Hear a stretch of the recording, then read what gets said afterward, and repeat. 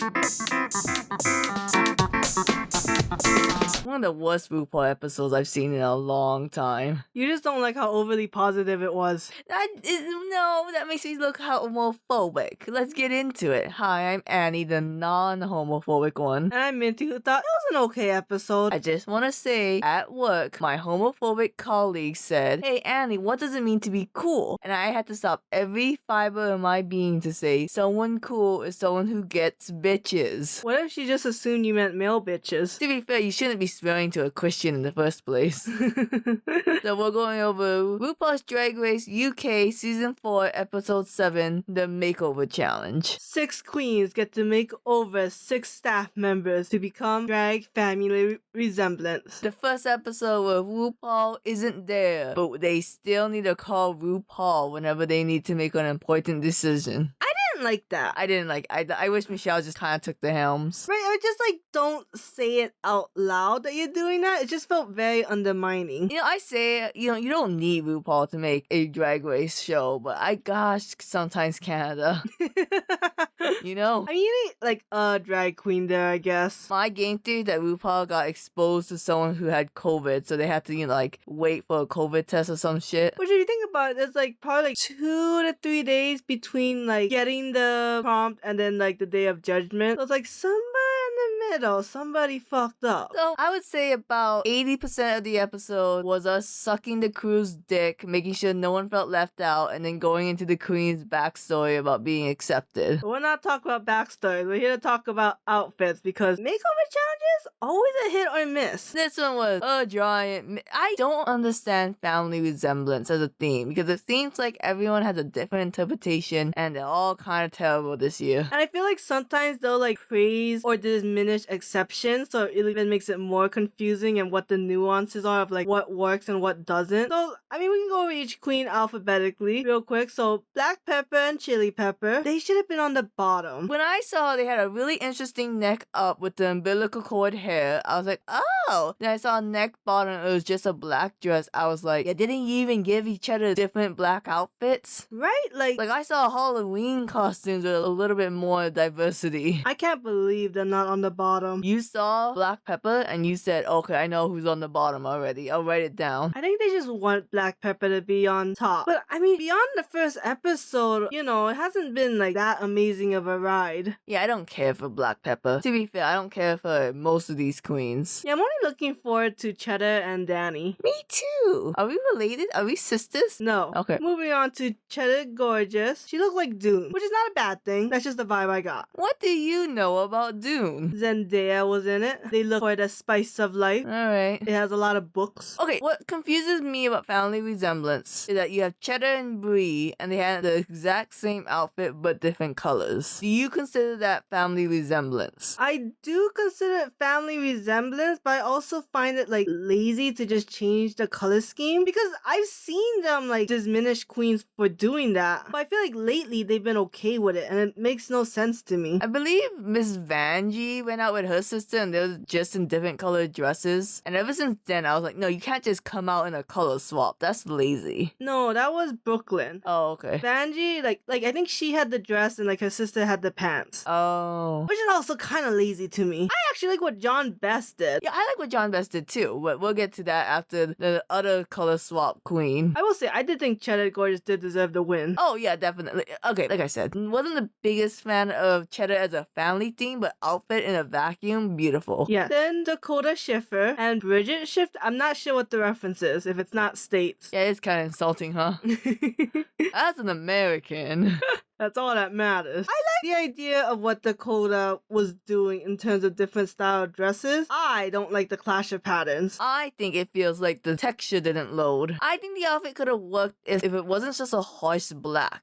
Maybe a dark brown. Maybe the black was the same color as the dress. But then that wouldn't be a clash of patterns. You're not supposed to have a clash of patterns. She could be a cookie theme, those Japanese checker cookies. No idea what they are.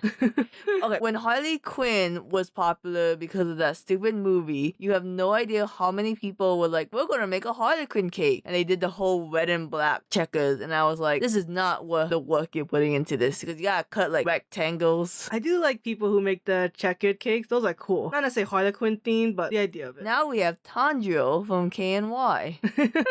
One time I saw someone be like, you can't do green and black checkers. You can't stand where he stood. And I was like, he didn't copyright that pattern, y'all. Oh, but if he could try. But yeah, I thought the dress was pretty. I just thought the checkers shouldn't have been such a harsh black. I don't think she deserved to be on the bottom. I didn't think so either, but I also thought she did not try to make her makeup more exaggerated. I like how she put the pearl in the corner of the eye to make it look like a tear. Okay, that's great, but that's not what they were complaining about. I wish they did the whole put on screen, like, you're in the same outfit, same silhouette, and like, show me the examples. Unless they did, and I wasn't paying attention. No, but I wonder if it's just not as obvious as like Bosco or Kimmy Couture. Bosco.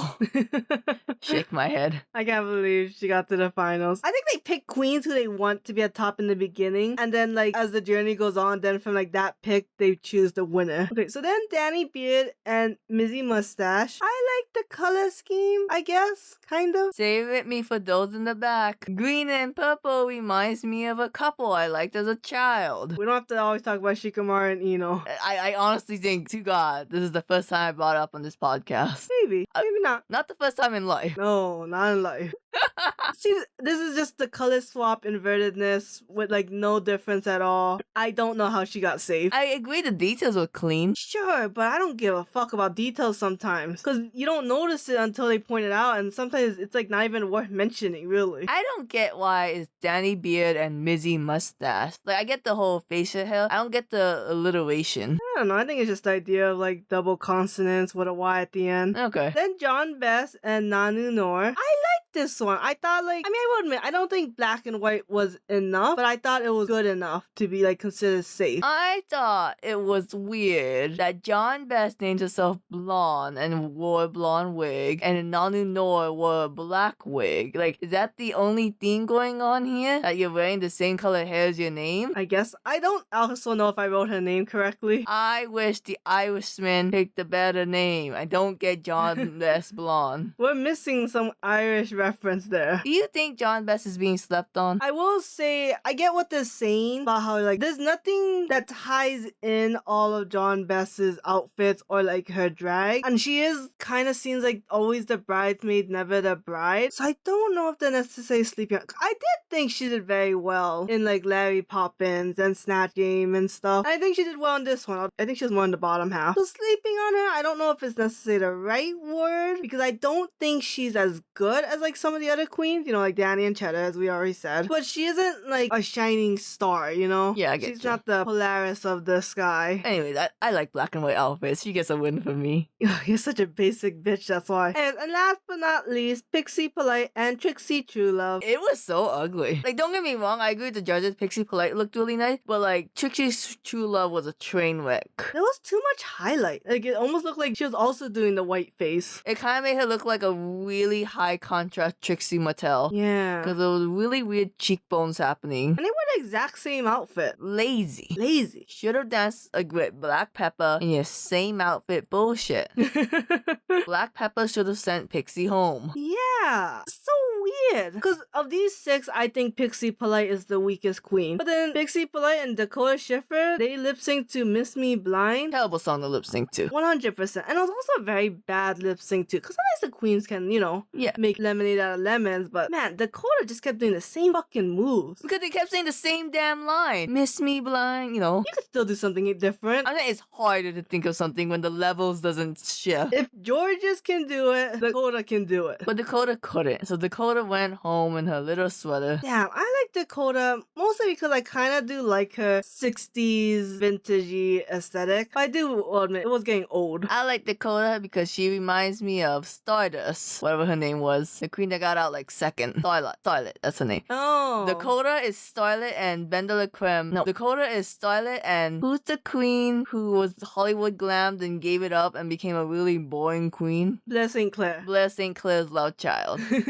So one day maybe we'll watch Dolls of the Valley of the Dolls, so we can get the reference. But until then, we'll wait till next week's episode where they play Squid Game. I would love an episode of RuPaul's Drag Race. No acting, just playing Squid Games. And you never saw Squid Game, you don't know. And I still have to. They're gonna spoil it next episode. You know what? This is why they kept Pixie. So they knew Pixie could do acting better than Dakota. Or at least they hope so. Well, until next time, I'm about to say a really obscure Squid Game reference so Minty doesn't get it. Scuba us. I'll squid you later.